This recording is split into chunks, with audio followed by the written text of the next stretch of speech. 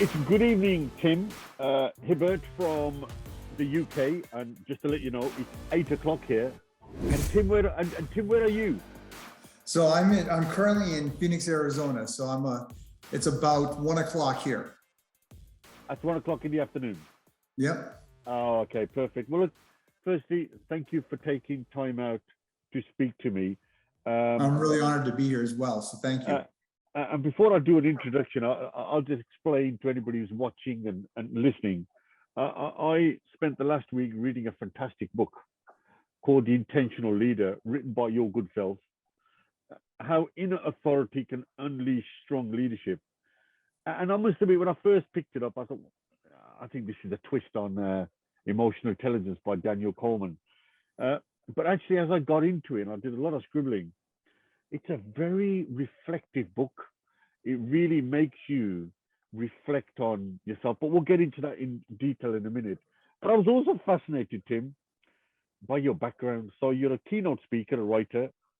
You're a CEO and founder of Trilix. It's a business and technology consulting firm. But here's the interesting bit. You were a CEO and president of Nachural. I think I've said that correctly. You grew the company to $170 million to over 200 employees. And you recognize as one of the fastest growing companies for 8 years. And you know, when somebody writes a book and has had a successful career like that, I tend to read it. I tend to read it even more attentively, because this is not pure academia. This is someone who's been through it. And my final comment about your journey before I turn over to you is that extraordinary stat you used. You said you were creating $168 million in sales with 10 salespeople. The people who acquired you admittedly had $340 million, but they employed 140 salespeople. Yep. That was extraordinary. So I suppose my first question, Tim, is, so you're a very successful entrepreneur. Why the book? Why decide to write a book? Ninder, that's a great question. So let me just back up 1 second here. Yeah. So I mentioned this a little bit in the book, but I suffer from serious dyslexia. So, you know, as you can imagine, it affects the way I read, the way I write, the way I speak. You know, it has a big impact on that. And as I was growing up, I was never diagnosed as having dyslexia. It wasn't until I was in the military and I was about 18 years of age that I found out that there was something called dyslexia, and I had it, and it was something I had to learn to deal with. So when I was young, I taught myself how to read at, 400 to 800 words a minute. And I loved reading. And I had in the back of my mind this idea that I wanted to be an author someday. I wanted to write a book. I wanted to write something, right? But I had dyslexia, so it was really hard. I really struggled with it. And as time went on, I kind of became a back burner thing to me, because I just sit there saying, I'm struggling with it. Once I knew dyslexia, it became a label that I kind of put on myself. I still wanted to do it. And as technology improved and things like spell checking and grammar checking became a lot easier, word processing was easier thing to implement for me. I started to become a reality again.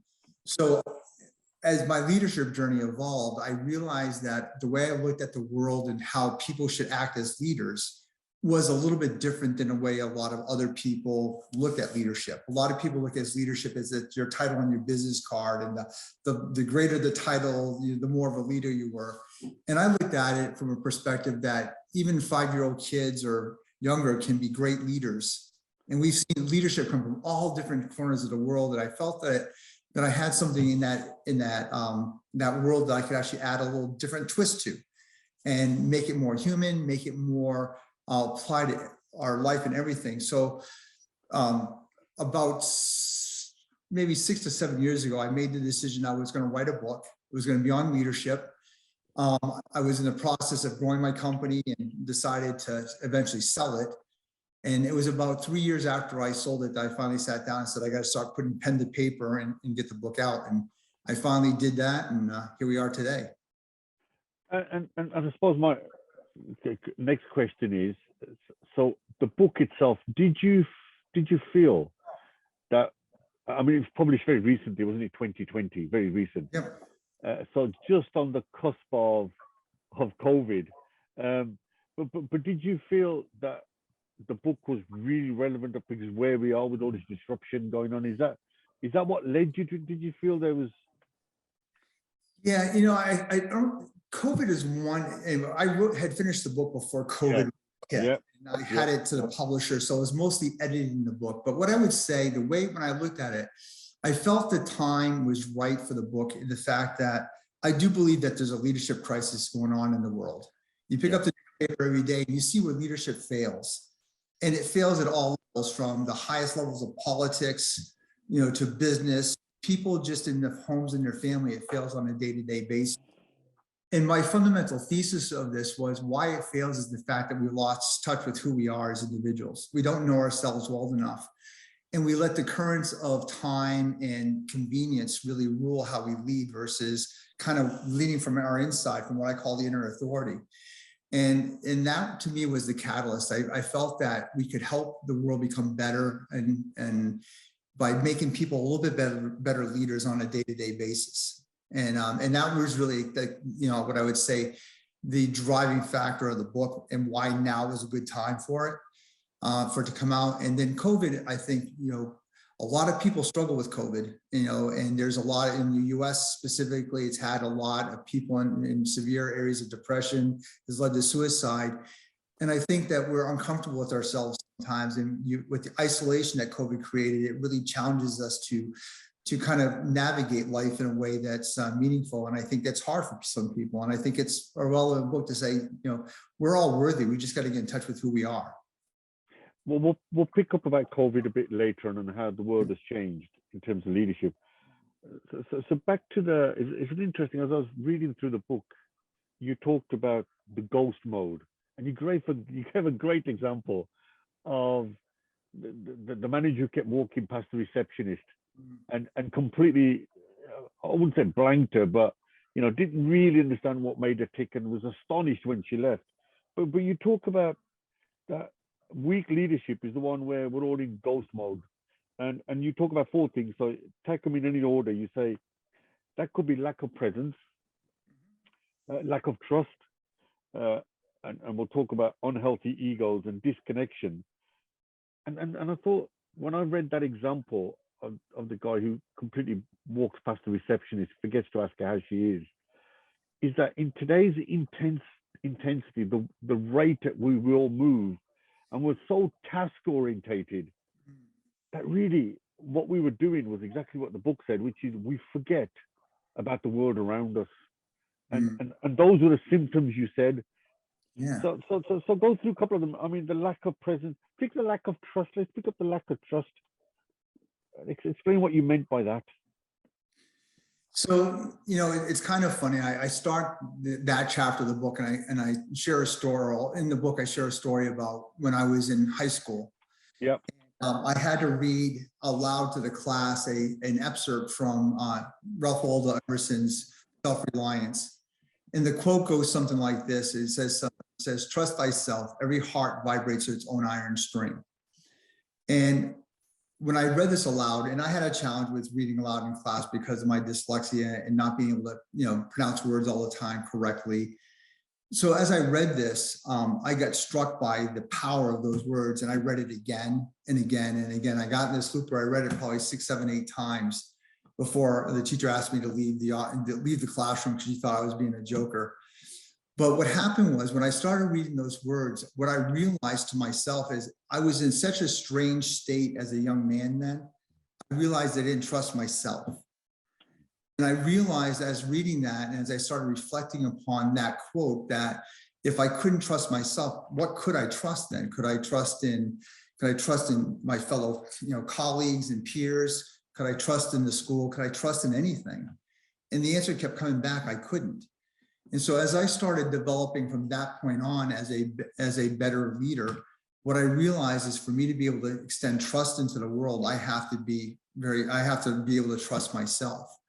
And I came from a very dysfunctional family, so I didn't trust those outside of myself at all because of that environment. I figured people were out there to hurt me. And I had to go through some really hard reflections in my life to say, listen, if I want to be a good leader and I want people to trust me, I got to learn to trust them. And so the fundamental philosophy I came up with in the trust is that for me to be trusted, I have to be willing to trust, even though there's no evidence that I should trust, right? And it's a hard thing to kind of get people to do. So for me, that was a real revelation. It took me to about the age of 30 to figure it out, and to where I could actually have better relationships with my peers and colleagues, better interpersonal relationships with family and friends. But I rewired myself to be a lot more trusting and open, but I was solid too. I knew what I was about. I knew who I was. I trusted who I was. I knew no matter what at that age, I knew no matter what I was faced with, I trust that I would make the best decision based upon that. And I may make mistakes and I may fail in doing things, but the decision I made was something I trusted I made for the right reasons. And that made it a lot easier for me because I could face then challenges and put myself in uncomfortable positions. So I knew I trust my ability to get through that. Then what I also believed with that trust is that if I trust in my team members and I can extend my trust to them, that they will find the courage sometimes to go to those uncomfortable areas, to take on more responsibility, to be more accountable, to be more empowered in the organization. If I'm not extending that trust, they're not willing to take that risk with us. And they're not going to give you any of that discretionary effort or ambition that they may have, So it was for me, it was a big eye-opening. It all comes down to that quote by Emerson that really changed my trajectory.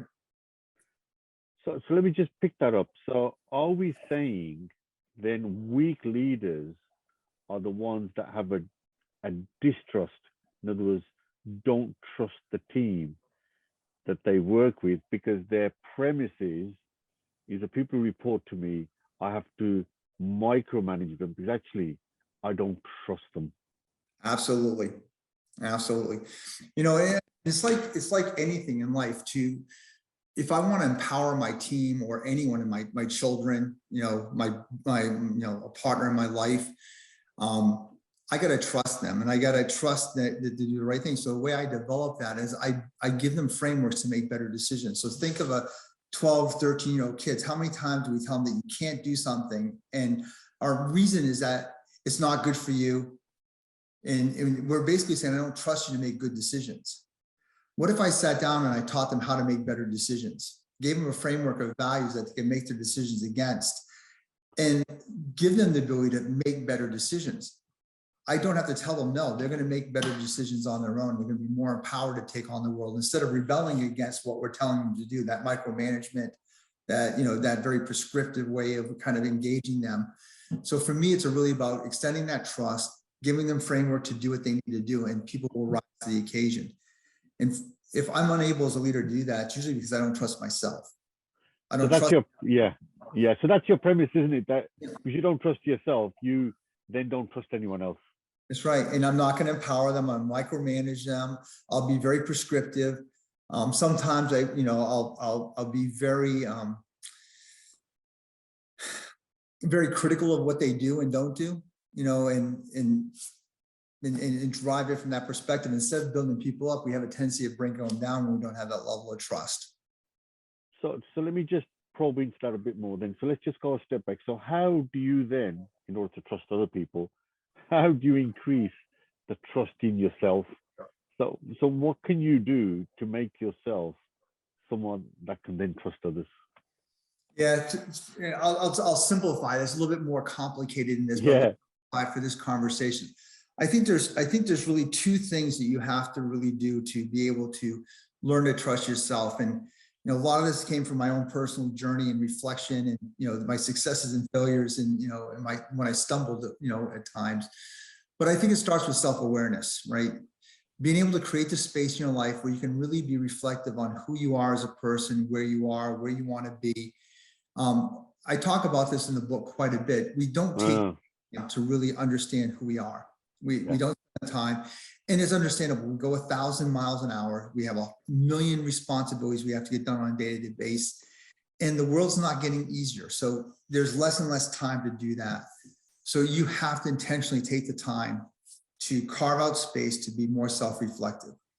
So for me, it's part of my practice. Every day I spend time in the morning for that first half hour or so of my day, just to sit back and look at where I'm at. What am I doing?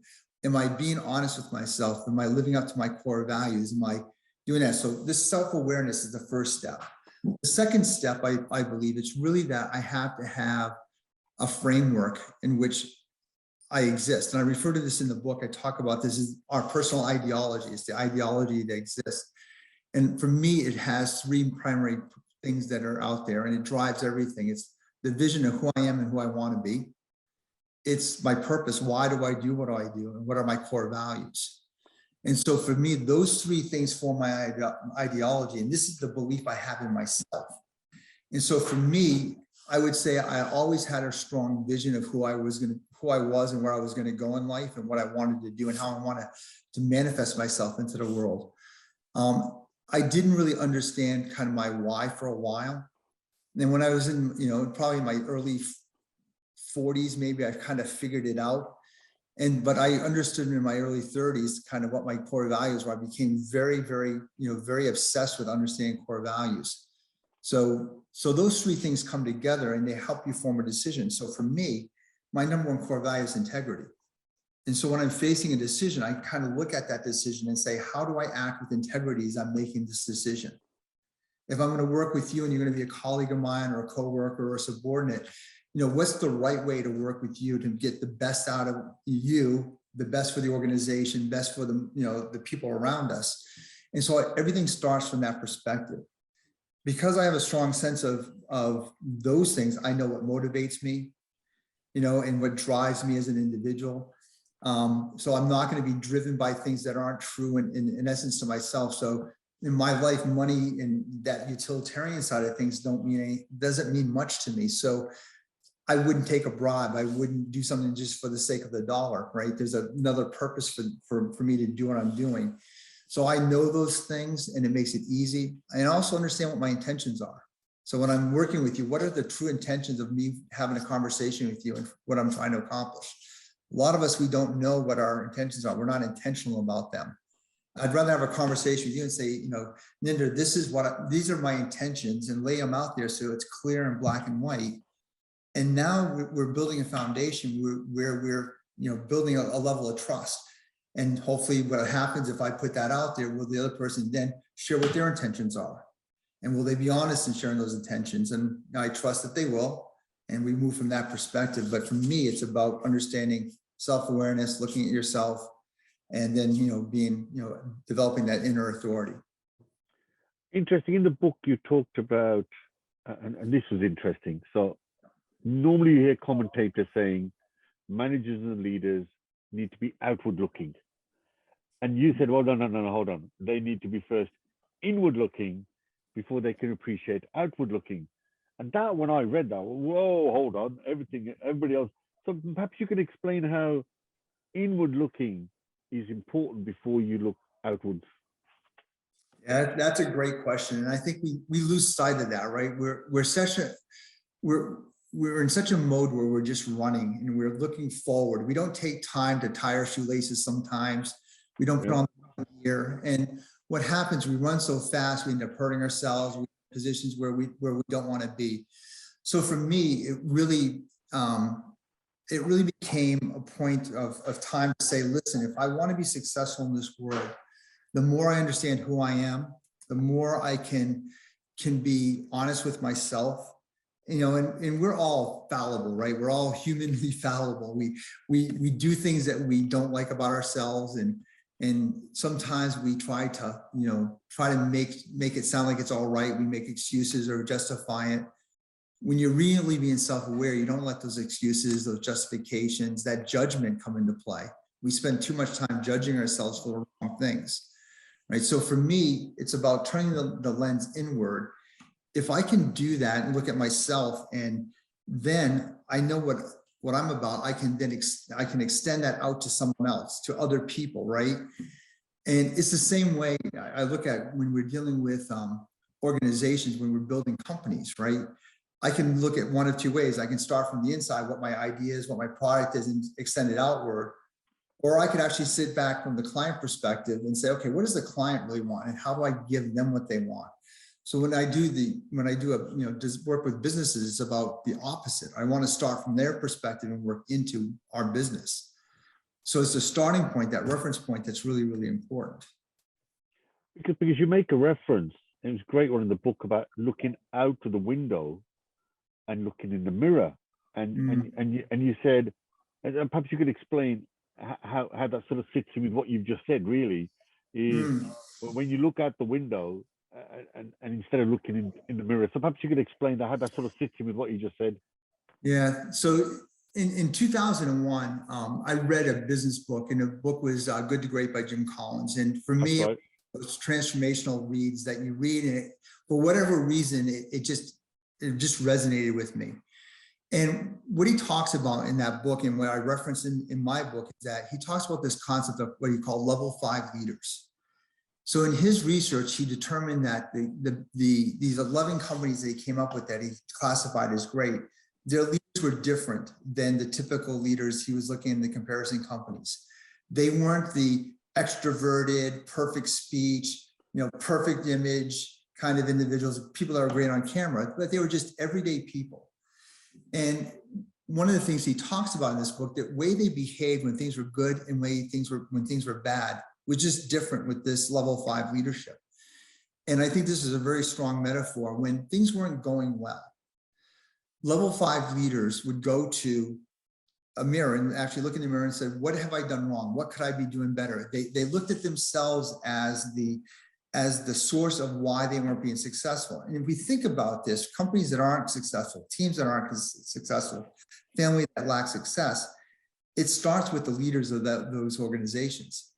I may have bad team members on my team, but it's the leaders that really drive the success of the organization. So they look at it and say, what could I have done better? How could I have handled that situation? What could I do? So it's a very self-reflective environment. And when things are going well, what they do is they go to the window, and they look out the window and they see the team that's out there with them. And they're saying, we wouldn't be where we're at if it wasn't for Ninder doing this. And it wouldn't be this if Michelle wasn't doing that. And they really take that credit and they give it to the people that really made it happen on a day-to-day basis. And then he contrasts that with people that are, great leaders and good leaders as far as creating results and outcomes. And he found that their performance was just the opposite. Their behaviors were opposite of that. What they did is when credit was, earned, they put the credit themselves. They went to the mirror and said, who's the greatest of them all? And the mirror said, of course you are, right? And then they, went to the window when things weren't going well, and they're looking out there seeing who they could find to blame for the problem. This company would be great if it just wasn't for Tim. Again, is kind of the mindset, and they blame Tim, and then they move over here and blame Bill, and they go through that whole process. So the idea behind it and the way the philosophy, I think why it resonated with me is because that's how I looked at the world. It all starts with me. And if I'm willing to be honest, I'm willing to look at myself in a way that says that I could be the problem, I can then fix that problem. And I can then take that problem forward and become an opportunity, and I can turn my company into what it needs to be. Too many people in leadership roles, they get stuck on the success of the lies that they tell themselves, that they're great because their company happened to be good. Some companies have awful leadership, and they're good because they're the right product, right time, and had nothing to do with their leadership skills. Just timing is it, or luck, or whatever. And then what happens when they try to replicate that, they can't replicate it. It's interesting. It's interesting. It is about language as well. So in here, in America, you call it soccer, and here we call it Premiership football. And it's interesting when a team loses or wins, and they interview the manager, and it's the words they use. And if the team has lost badly, the manager normally blames the team and said, "Oh, they didn't do this, they didn't do that." But the good managers are the ones who say, "Well, it's my fault. It's the way I set the team up. It's the way I set the team up. My instructions obviously weren't clear. I haven't done something right in training, which meant that."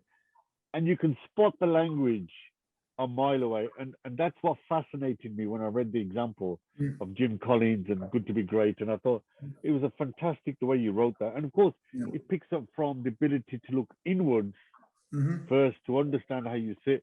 And so just picking that up, you then make a a clear distinction between transactional leadership and transformational leadership. So perhaps again, you could explain to the people listening in and watching, Yeah. how do you differentiate that? So the way I look at it, and the point I make in the book, and when I teach and talk about leadership, I try to make across is that today we become a very transactional society. I want something, I go online, I purchase it, right? So I get something, but I have to give something in return. So it's this quid pro quo kind of exchange that occurs. I talk to you and I'm nice to you because I want something from you. And if I don't get it necessarily, then I'm not happy, and then my approach may not be as smooth going forward. So for me, I believe that works at times. I can get what I want. It can be manipulative at times. We can manipulate people to do what we want them to do. But that type of relationship doesn't last long. People see through that you're just using them, that you may appreciate, you may say the right things. And so the term I use when I talk about this is the short game, right? This is a short part of the game. It's gives you a win for 30 days, 90 days, 30 seconds sometimes, whatever that time frame happens to be. And I believe as leaders, we have to play the long game. We're in this for the long haul. When I work with a client, I'm not thinking about getting the deal that's on the table today. I'm thinking about what's this client relationship going to look like 10, 15, 20 years from now. So it's a long term. And in that point in time, I'm willing to invest. I'm willing to invest more than what it would cost to actually get the transaction to occur. So what I find for myself is that I'm willing to give without any expectation of anything in return. And it could be helping somebody else, helping someone, and it may take me 5 hours or 10 hours to help them. And I get nothing in return, but at some point in time down the road, 10, 15 years from now, it may come back in a way that helps me. And if not, the fact that I helped you helps somebody else down the road who then may in turn help me. And I believe that return in a long game is 100 times what you get in the short game. So it's just changing your perspective. Am I trying to close a deal, or am I trying to get a lifelong client? Right? There's two approaches. It's interesting. I heard you speak elsewhere in which you said, in the 22 businesses that you were involved in, you couldn't remember an instance when that didn't actually happen. That somewhere along the line, it came back to benefit you, which I thought was an extraordinary comment. That whatever you've helped people in those 22 businesses, they invariably came back. Yeah, and I'll use this on a more personal tone. So in 2021, I lost my wife. She passed away in April. And what was amazing to me is that, this is the darkest moment of your life that you face with something that happens, losing someone that's close to you. The outpouring of love and friendship from people I haven't talked to in 10 to 15 years was just unbelievable. And every one of them, it wasn't just to say, Tim, I'm sorry. There was some, Tim, I remember when you did X, Y, Z for me. I've never had a chance to thank you for it. I hope that you get through this. And if there's anything I can do to help you. It makes you realize that, what you put out in the world is being picked up, and it's good or bad. If I put out bad, the badness is being picked up. If I'm putting out good, people reflect upon that. And so I've seen it both in the business world, and I've seen it on a personal level, close up, especially in this last year. And it's, you can't measure that, right? I can't put that on my balance sheet at the end of the day. It's not, it's not on my P&L, right? It's just something that happens that you got to be patient for, and it does come back. And I do believe the universe does, work in that mysterious ways, and that's one of the ways. You put goodness out, goodness comes back. So it's almost a perspective in life. So if you have an abundance mindset, in other words, you think positive, you trust everyone because you trust yourself, you have integrity, so therefore you assume everyone else has integrity, then it just makes life a lot much easier and a lot easier to lead, because your whole abundant mindset is going in the, because actually you believe, and I agree with you, by the way, that generally speaking, people are good people. You're going to get the exception, but generally speaking, people are good people. And I heard you say somewhere in the book, if things aren't right, there's a reason behind it, and you've got to probe into what that reason is. Mm-hmm. If things aren't working properly, there's always a reason. People deliberately don't go out to make you miserable. there's something that's making them miserable. That's absolutely true. I firmly believe that. And I'll go back to the word you said about abundance, right? We live in a world of abundance. If you think about what this world has to offer all of us, and I know it depends on where you live in the world, how that abundance is, but I've been in the back countries like Peru, where I've seen people that live in mud sheds, shacks, and they have nothing, yet in their world they're full of abundance, right? Yeah. So not the stuff that we count as TVs and cars and houses and stuff like that abundance, but we live in a world of immense and infinite abundance. What we lack, the scarcity, is the will, right? It's the scarcity of will that we have to understand that we live in a world of abundance. Look at things as problems and issues and threats instead of looking at it as an opportunity, right? And so when you switch that mindset there, we look at the world as an opportunity full of abundance. It's just a different world, right? So picking that up, just picking something it was quite extraordinary in the book as well. I really did enjoy your book. Was if you take that one step further now, you talk about ego in there, and what was interesting was when we say ego, we all think arrogance, overconfident. Actually, you flipped it the other way. You said, well, actually, your ego can be too low, and if it's too low, you're going to probably end up being negative, and your whole approach. So you actually picked up the reverse bit and said, well, hold on. Yes, ego, the wrong ego can be wrong, but actually ego that is too weak can also be wrong. And what you need to do. So how do you decide, difficult question, that your ego is too low or too high? How do you know where to position your ego? Yeah. So, it's interesting. So the one thing I looked at when I was writing this book, I wanted to try, ego's a hard thing to talk about unless you're a psychologist and you've studied it for years. First of all, when we use the word ego, no one ever really thinks that ego is a positive thing. Yeah, that's right. Ego, we don't exist, right? It's the part that creates self-identity. The problem with our ego, if we're not careful, it lies to us. It tells us that we're great, or it tells us that we're not great, right? And depending on why it's trying to do that. So what happens is we have a tendency of looking at the extreme, the person that's a narcissist, arrogant, kind of super ego kind of, driven type of person, or the person that lacks confidence, self-esteem, kind of doubts themselves, they don't trust themselves. So I would say that, kind of the way I look at it for myself, this is part of where the self-awareness and reflection comes in. And I got to get past where I'm judging myself, because that's where the ego comes in, is it gets to a point where I'm trying to justify why I do. And I'm trying to, basically, because I'm judging myself, and I don't want to be threatened by the fact that I'm doing something not right. So we have a tendency of making up stories of why we did something that we shouldn't have done. And we can justify anything. And you see it on TV all the time. People justify why they do something. And really is getting past that and say, okay, what happened? Is this something that happened that is in line with my core values? It's a pretty objective statement. If I act and if I did something that was not ethical, it doesn't align with my integrity. I made a mistake. It's that simple. Can I correct that mistake? Can I move forward? So once again, it's about being able to be self-aware, look at yourself, look at it without justifying, without making excuses, without judgment. Did I live by my core values? Were my intentions pure?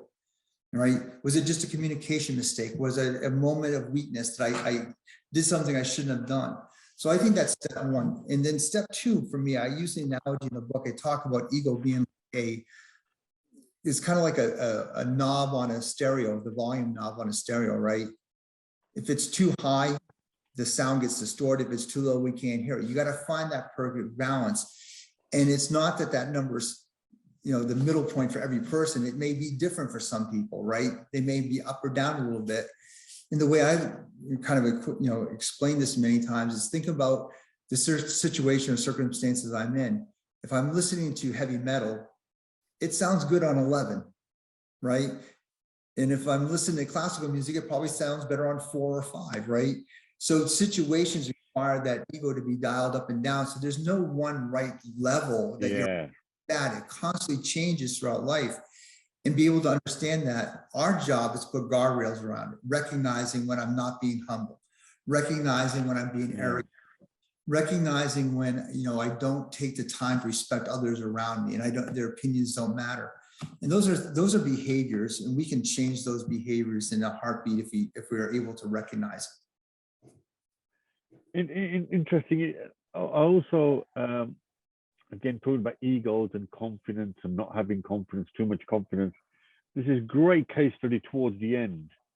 When we talk about empowering others, when one of your managers says, I want a resource for 2 extra people. And you said, well, hold on. And that's why I picked up your stat about 10 salespeople doing amazing things. Yeah. And of course, you then said, well, go back and relook at the people that work for you and go and find another leader. It was a leadership problem. That's what you were saying. It was the way they were being led.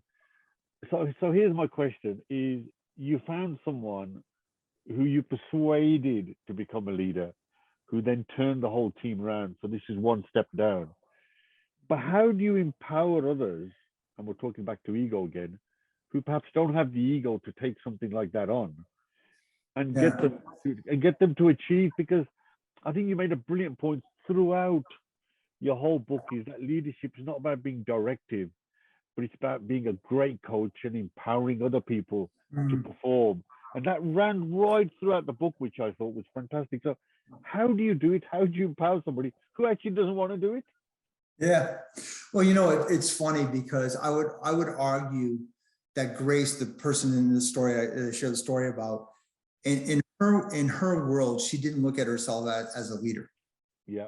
She looked at in the classical, I'm not a CEO of the company, Yeah. you know, I have a business card. She didn't even have a business card at the time. You know, so she didn't have any of those things that would say I'm a leader, and she didn't view herself as a leader. And I would say that her ego was probably a little low when this whole process started out. She didn't have the confidence and didn't trust herself.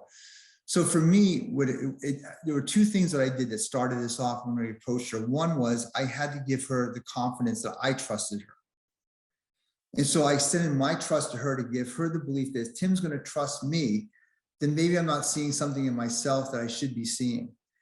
And that gave her enough confidence to lean in a little bit. And that's all you need to do, is to get someone to lean in just a little bit. Once they start to leaning, you know, then you can help them move to where they need to go. It's kind of like judo or aikido, those forms where it doesn't take much for you to move someone if you get their momentum, you get them, you know, leaning into something. So with her, that was the first thing that I did. It was kind of extending that trust to do that. The second thing that happened with this is I asking her to take on leadership of the entire group was a big thing to her at that point in time in her career. She never saw herself in that level. It was almost overwhelming.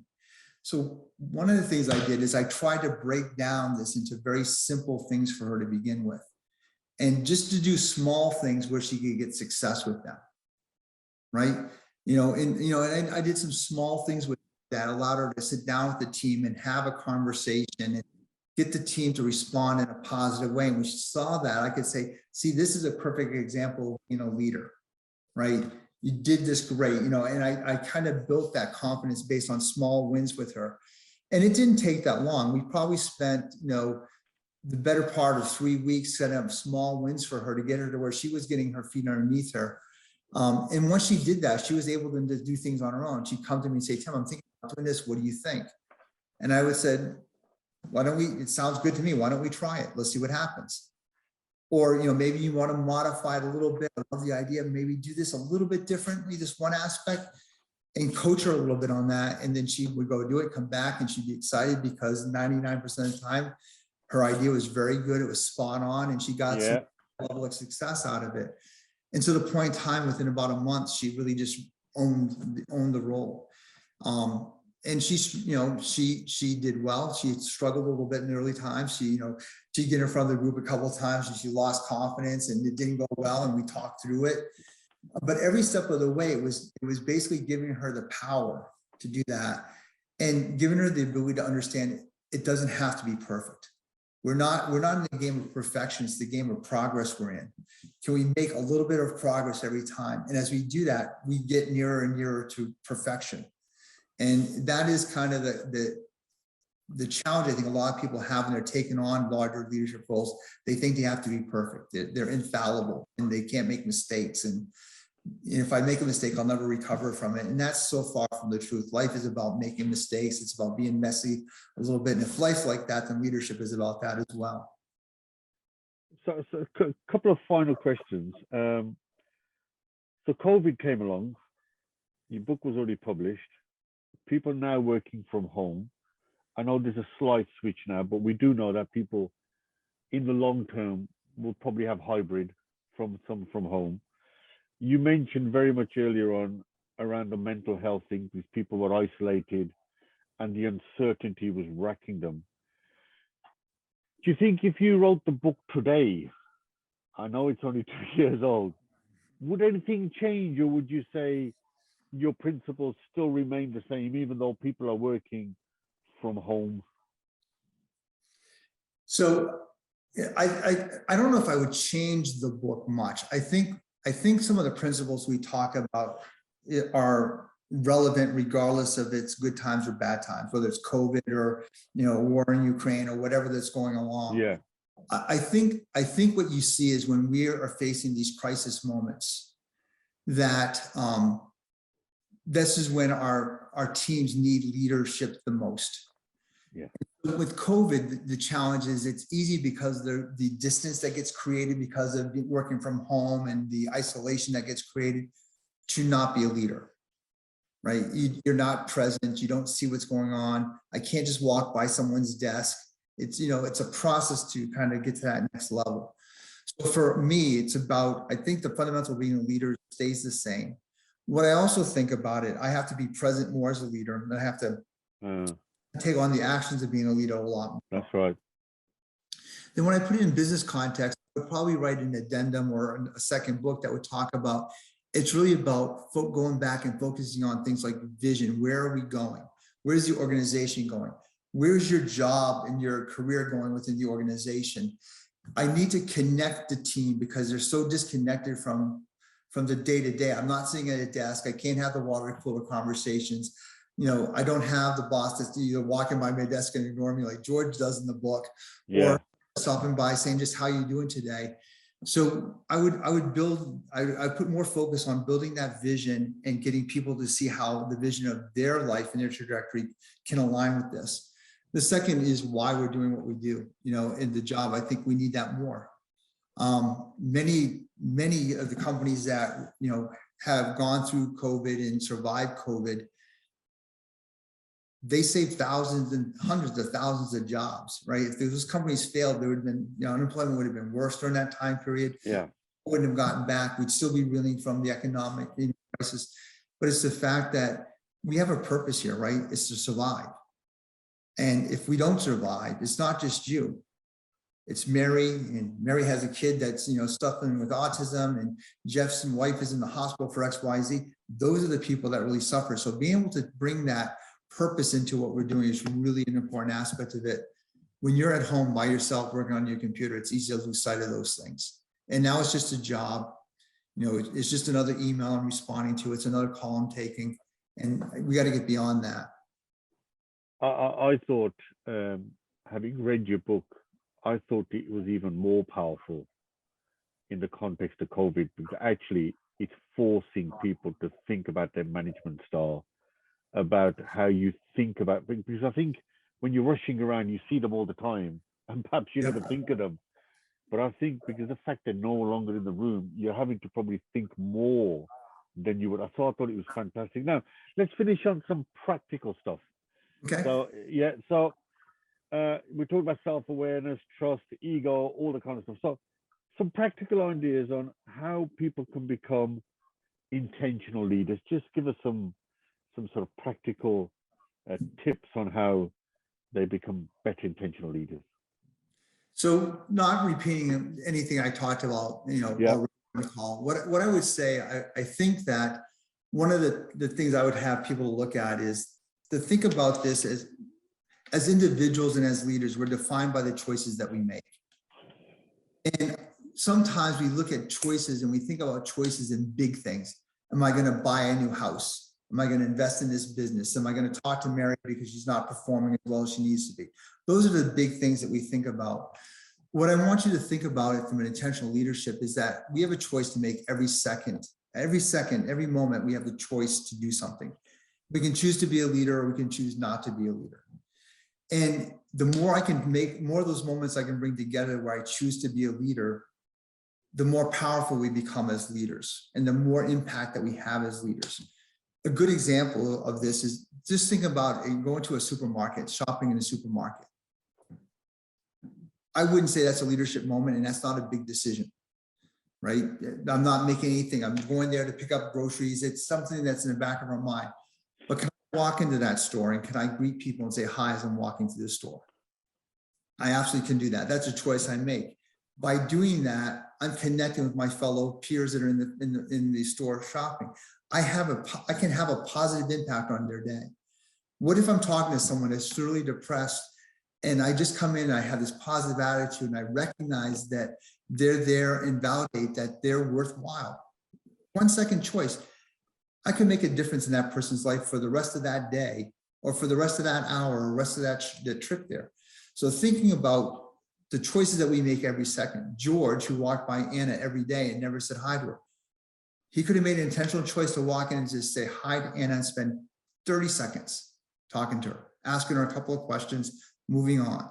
It's a choice he made. He made a choice not to do that. Even when it was brought to his attention, he still made the choice not to take the time. And so he chose not to be a leader, to sit down. So I think making those choices and they're small choices every single day is really, really, really, really critical. The second thing I would say for me, to be more practical, it's about leadership is about leading people. It's not about process. It's not about balance sheets and income statements. It's not about technology. It's about people at the end of the day. And it's taking time for the people that you lead and to really get to know them and to connect with them and realize that you're in it for them. The reason why you're a leader and the reason why you exist as a leader is for them. And I think parenting is a great example of leadership, because when you have children, it's less about your life anymore. It's about their lives. Yeah. To do and sacrifice for them. And I think leadership is the exact same way. We have to realize we only exist as leaders for the people that are going to be around us, and they're going to follow us, and they're going to listen to us. So that connection is really a big part of what you want to do. Tim, just to pick that up, isn't it interesting the examples you give, and yet some leaders act totally differently at work and act totally different outside of work, and people don't recognize the same individual because their behavior is so different. Yet what you're saying is you should have intentional leadership wherever you are, whoever you're with, whatever their status is, because if you can do that, it becomes part of your sort of behavior pattern. But extraordinary, I've heard people say, my gosh, I met Mr. X or Mrs. X or Miss X at this social event and they were totally different. Yeah. Yeah. Well, and then that comes back to you don't trust yourself. So you feel you have to put on a mask, you have to project yourself in a certain way to be liked or to be approved upon, to achieve approval. So, for me, it's I am who I am, right? I was made this way for a reason. Yeah. And I was given the ability to constantly work on improving myself, right? And if I'm comfortable with that, I can constantly make those adjustments. And I want the world to see who I am. And I always haven't been that way. I mean, I was very guarded at a young age because of some of the things I went through. And I felt I had to put on certain airs. And I realized I didn't like being two different people. And I didn't like either one of the people I was becoming, right? I didn't like the personal, quiet side of myself, and I didn't like the external side of myself. And that's not a good place for anyone to be. And I had to learn to say, hey, you know what? I don't really care what other people think about me. I'm just going to be myself. And if they like me, great. Yeah. Hopefully I do the right things and I say the right things, and I'm trying to be a good person, and people recognize that. And I'm much happier. I'm one person now. Wherever you see me, I'm the same person. And hopefully, I'll continue to be that way, Just before we finish, I'm just going to quickly remind you of some of the pearls you've dropped today. We've talked about, it's fantastic, your business experience. And by the way, the book is worth reading for two others. I'm not going to go into detail. Your experience in martial arts and how a middle-aged woman sorted you out and what you learned from that. I thought the example you gave earlier, the supermarket, asking the lady on the other side of the supermarket how she felt, and you didn't have to, but how her whole demeanor changed was extraordinary. You've talked about ghost mode, going through life without understanding what's around you. You've talked about lack of presence, lack of trust, the role of ego and disconnection, inward looking, outward looking, the James Collins example of looking in the mirror and looking outside. We spoke about the difference between transactional and transformational. We've talked about empowering others, even those who don't want to be empowered, because actually everybody's capable of leadership from the way you've described it. We've gone through some of the practical examples of how you can improve your self-awareness and make a better intentional leader. We've talked about the fact that the book is about as relevant pre and post COVID, because in fact, I think you need intentional leadership even more. It's even more essential. And I think you gave some great examples of how you can improve. And I love this one, chapter 4, page 75. I love the quote from Emerson: "Do not go where the path may lead, instead go where there is no path and leave a trail." And I think the book certainly lends to that. It gets you to think differently. It's no longer about the people out there, but actually start with yourself first. And you know something, Tim, I think people go through life without ever looking at themselves. And always it's someone else's fault or some other circumstance. So I think, Tim, I think it's a fantastic book. Thank you. And if anybody wants to get hold of you, I've got so many scribbles, I can't give it to anyone else now.